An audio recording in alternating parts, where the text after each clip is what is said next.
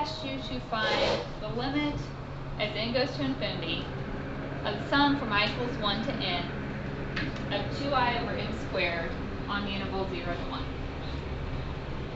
Okay, we have all the summation formulas to do that. And we have, our rules for adding up powers of I. So we've done this problem before, but we don't have to do it that way anymore. Because when we have the limit of the sum, we are able to just turn that into an integral. This would be the integral from where to where? From 0 to 1. Okay, now we need to figure out of what. So the change in x on this problem is 1 minus 0 over n, so that's 1 over n. The x sub I is 0 plus 1 over n times I. So that's our 1 over ni. So if you have 2i over n squared, I need to separate it into these things. So I have a 2. I over n squared, I could separate that into an I over n times a 1 over n. You guys agree with that?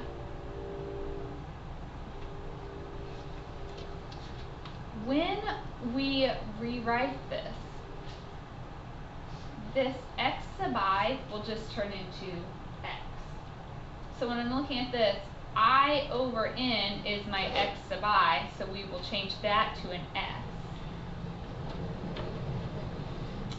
My change in x, 1 over n, we said that gets turned into dx. So you kind of have to work backwards to figure out what the original function was. But now, isn't this something we could solve? So what's the antiderivative of 2x? X squared from 0 to 1. And we get a 1.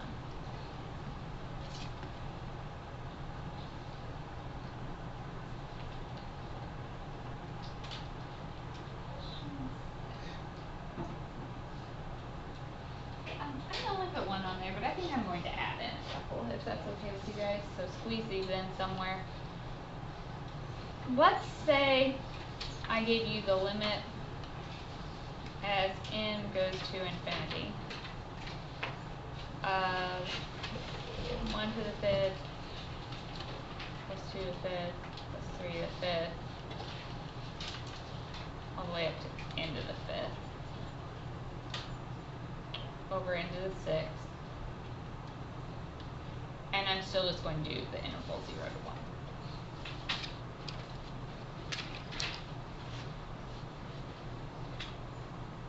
Alright, so this is a little bit different than the previous one. I didn't give you the actual summation formula. I gave it to you in expanded notation. We still know a few things. Our change in x is 1 minus 0 over n, which is 1 over n. And we know that when we go to write this, that will change to the dx, right? So when I find a 1 over n, I'll replace that with the dx. My x sub I is your starting, plus 1 over n times I. So that's just 1 over ni, or I over n. And when I rewrite it, when I get an I over n, I'm going to turn that into an x.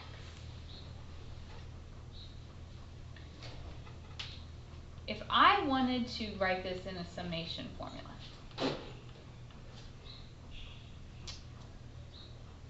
what's going on the top? What is that?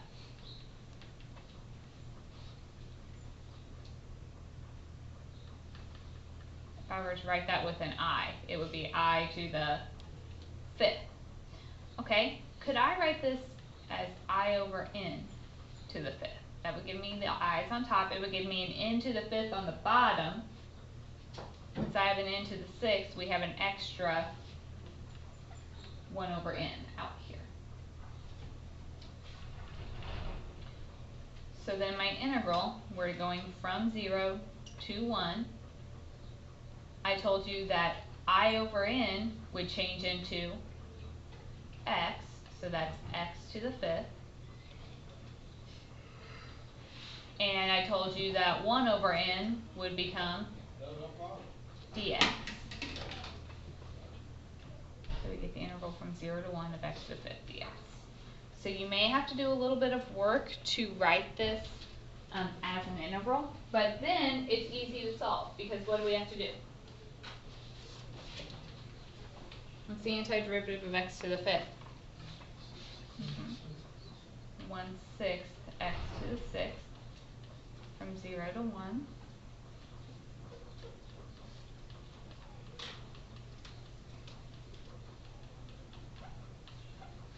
And we just get a 1/6.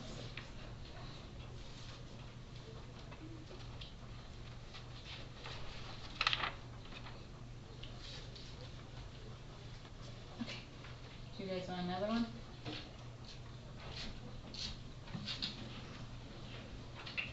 Yes, no, nobody wants to answer? Sure. Good answer. Why don't you guys try this one?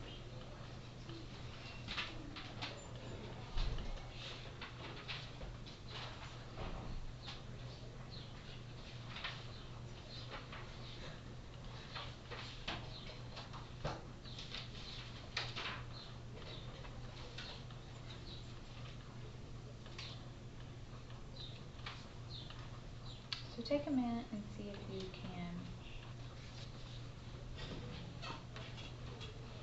What's the change in x? 1 over n, and we know we're going to turn that into an x here in a minute. What's your x sub I? I over n, which we know will become the dx here in a minute. So we are integrating from 0 to 1. Negative. Yep, I don't really know. Yeah, just ignore me. So I have negative 4i over n, so that's going to turn into plus 3, and 1 over n is just dx. So the integral here, negative 4x, the antiderivative of that would be negative 2x squared. Antiderivative of 3 is 3x from 0 to 1. So if you plug in a 1, plug in a 0, you should get 1. Alright. Couple things that we have left to mention. There are a few properties. I don't know if these are really even worth necessarily mentioning. We've kind of been doing them anyway, so it's not a big deal. The integral of a constant, if you look in your book, they set this out like it's a big deal, but it's really not. We just did the integral of a constant when we did our 3. When you take the antiderivative of a constant, say, then when you do the antiderivative, it gets an x with it. And so you just do 7 times the upper minus the lower.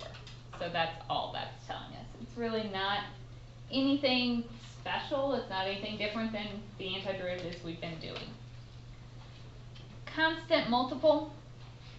I've been doing this as well. We know if there's a constant times something, so if there's a coefficient, we can just pull that coefficient out and integrate just like we've been doing.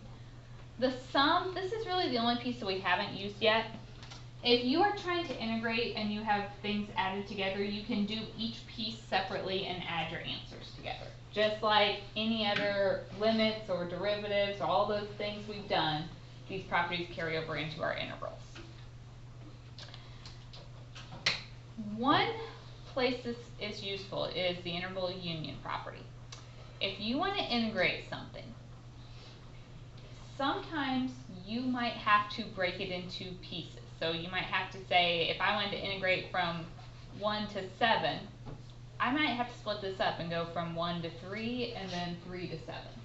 And you can do that. You can break it up, but you just have to add the pieces together.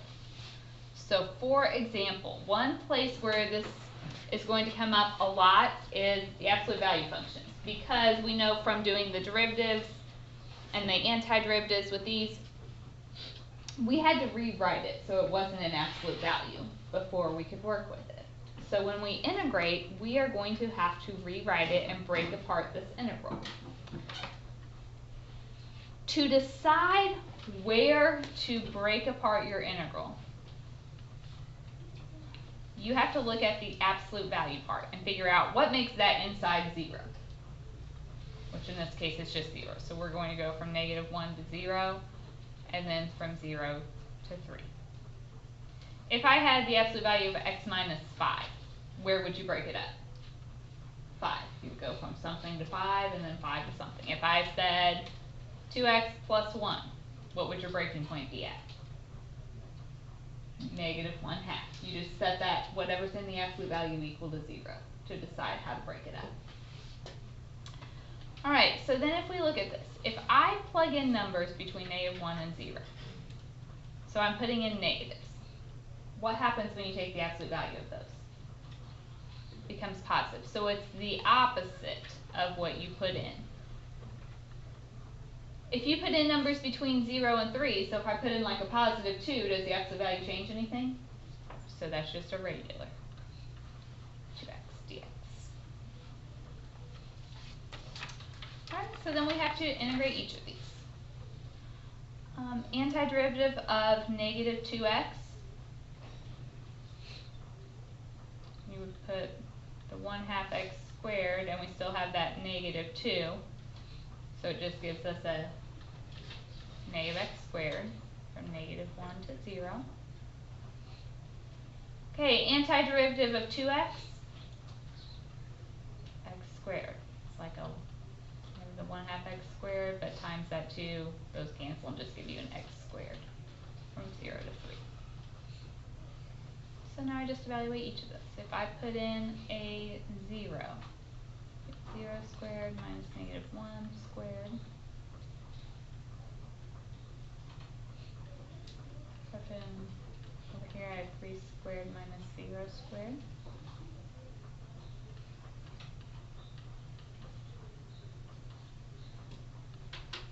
So here we have 0 minus 1, so we have a -1. The opposite of that would be 1.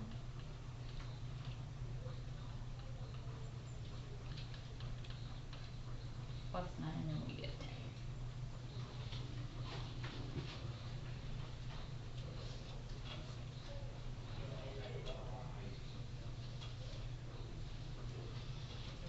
Any questions on that one?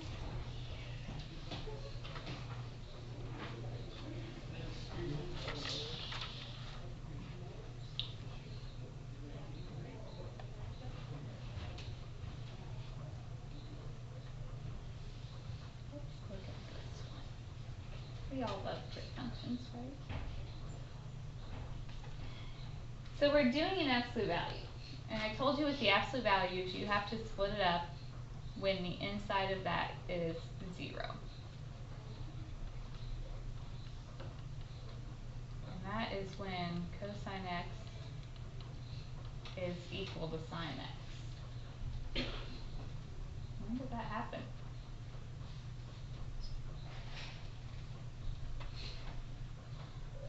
Let's just draw a graph real quick in case you forgot.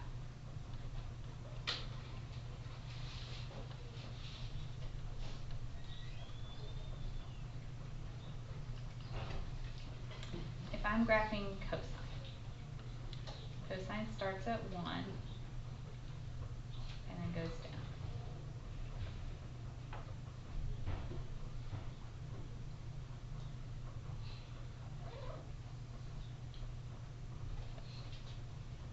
Where does sine start?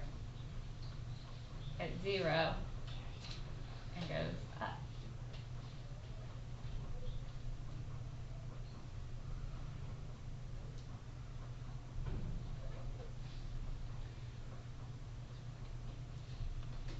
Okay.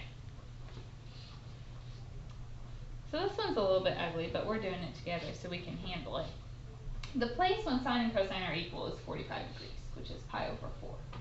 We can see they meet twice. Once here and once here. So this is at pi over 4. What's this point?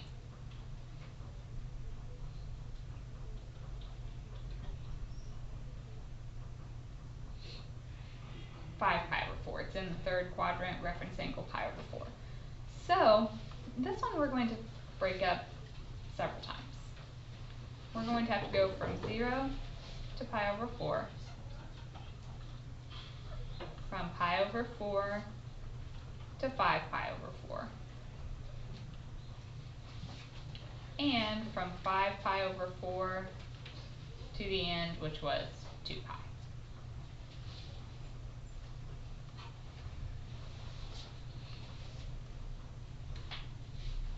Alright, between pi over 4 and 0, so this first little piece, which one's on top, cosine or sine? Cosine. We need to find cosine minus sine. So if cosine is bigger, this is a positive anyway, and the absolute value doesn't change it.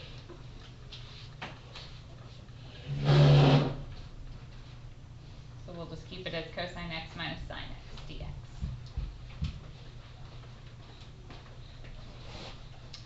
Between pi over 4 and 5 pi over 4, which one's on top? Sine. So cosine minus sine would be negative. The absolute value makes it positive, so we have to do the opposite of cosine x minus sine x to turn it positive. You could distribute that negative if you wanted. It doesn't matter. Between 5 pi over 4 and 2 pi, which one's on top? Cosine. So cosine minus sine is still positive. So that's just cosine x minus sine x. Absolute value wouldn't change it because it's already a positive.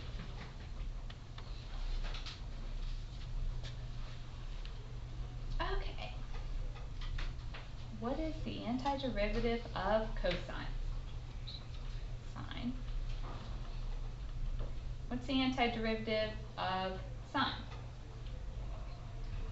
Negative cosine, which would turn this into a plus cosine x.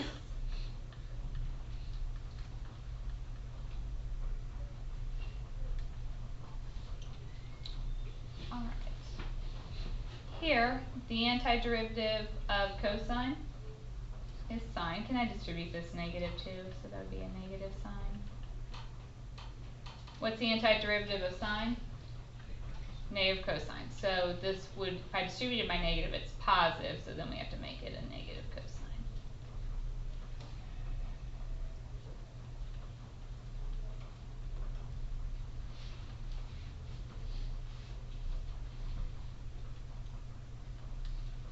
Okay, from 5 pi over 4 to 2 pi, we're back to the very same as the first one. Antiderivative of cosine is sine, minus antiderivative of sine is negative cosine, so it becomes sine x plus cosine x.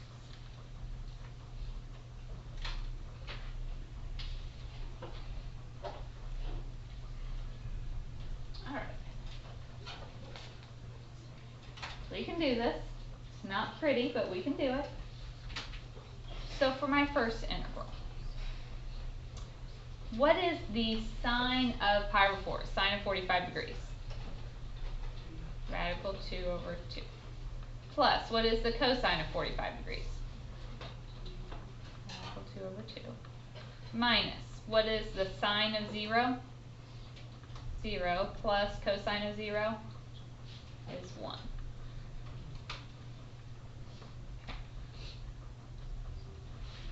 If I put in a 5 pi over 4, that's quadrant 3.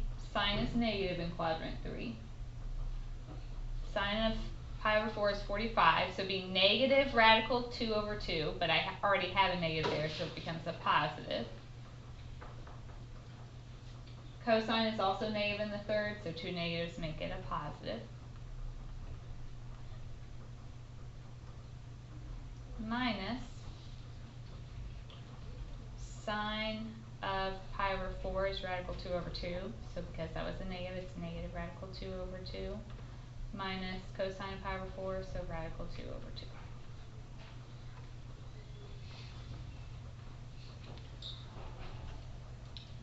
Two pi. Sine of 2 pi is the same as sine of 0, which is 0. Cosine of 2 pi is the cosine of 0, which is 1. Okay, 5 pi over 4, they're both going to be a negative. Sine of 45 is radical 2 over 2. minus cosine of 45 radical 2 over 2.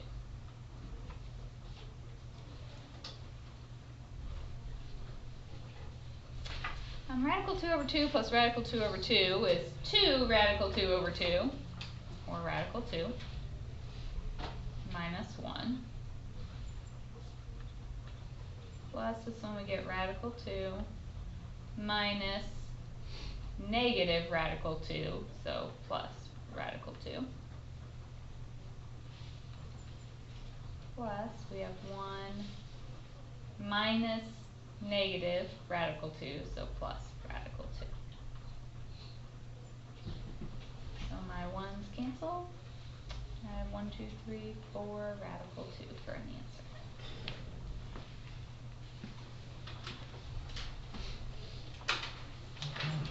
That one was ugly, but I wanted to show you that your interval property, sometimes you have to break it up into more than just one piece. And when we do that, you have to pay attention to which one is positive, which one's on top for each part.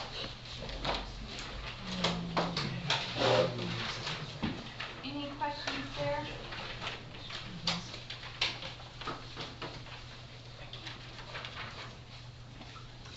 So you have that handout from yesterday due tomorrow. You've got class to work on.